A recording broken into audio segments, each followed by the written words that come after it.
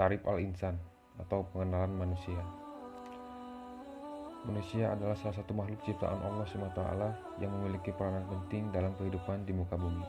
Manusia juga dipandang sebagai makhluk yang paling tinggi derajatnya dibandingkan makhluk Allah SWT yang lainnya. Bahkan Allah menyuruh para malaikat untuk bersujud kepada Adam alaihi salam. Yang pertama, asal penciptaan manusia. Dilihat dari asal penciptaannya, manusia tersusun dari unsur bumi dan unsur langit. Unsur bumi karena manusia diciptakan dari tanah, sedangkan unsur langit karena setelah proses penciptaan fisiknya yang sempurna, Allah meniupkan ruh kepadanya. Terus yang kedua itu ada unsur manusia. Unsur manusia itu terdiri dari kolbu atau hati. Kolbu pada dasarnya memiliki makna ganda. Ada makna secara syariah dan hakikiyah. Secara syariah, kolbu dapat diartikan sebagai segumpal daging yang baik buruknya akan memberi dampak besar terhadap jasad seseorang. Sementara makna secara hakikiyah, kolbu adalah sebuah organ yang bersifat sir atau tidak terwujud.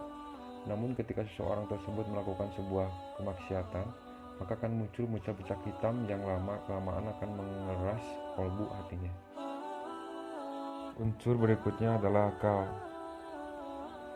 Dalam ruh manusia bersemayam pula akal atau aklu.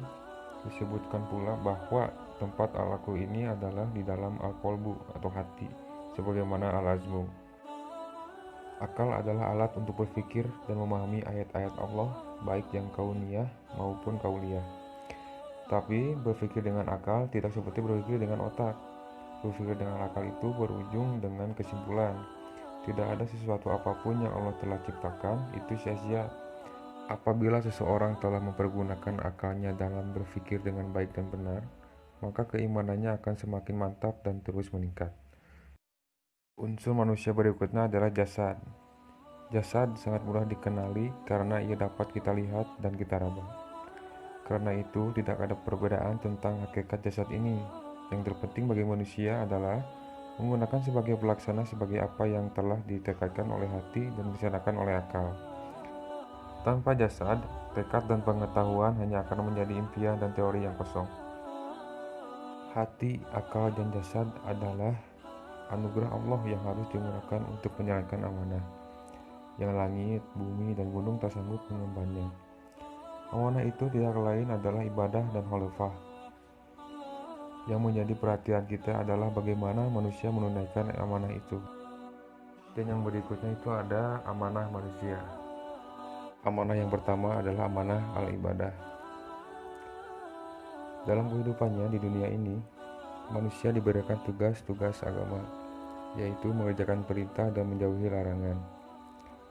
Di mana jika dikerjakan mereka akan mendapatkan pahala, dan jika ditinggalkan mereka akan mendapatkan siksa. Allah berfirman, dan aku tidak menciptakan jin dan manusia, melainkan supaya mereka mengabdi kepadaku. Dalam memikul tugas amanah ini, manusia terbagi menjadi 3 golongan. Yang pertama adalah kaum munafik, yang menampakkan dirinya bahwa mereka melaksanakannya baik lahir maupun batin, padahal tidak.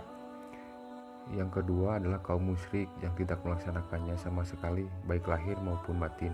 Dan yang ketiga adalah kaum mukmin yang melaksanakannya lahir maupun batin. Dan selanjutnya kita akan masuk ke amanah khalafah atau kepemimpinan di muka bumi.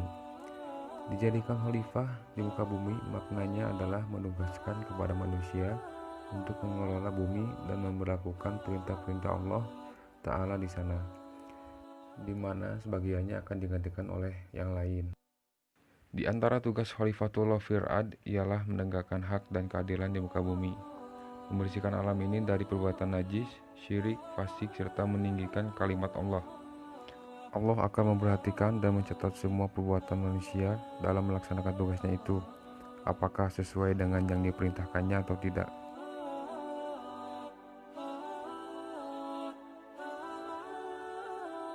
Dan yang terakhir adalah balasan. Jadi berkenaan dengan 2 amanah yang tadi, Allah Ta'ala telah menyiapkan al-jaza'u atau balasan.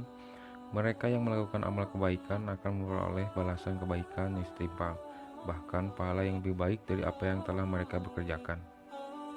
Sementara balasan bagi orang-orang yang ingkar kepada perintah-perintah Allah Ta'ala adalah azab yang keras yang setimpal dengan keingkarannya itu.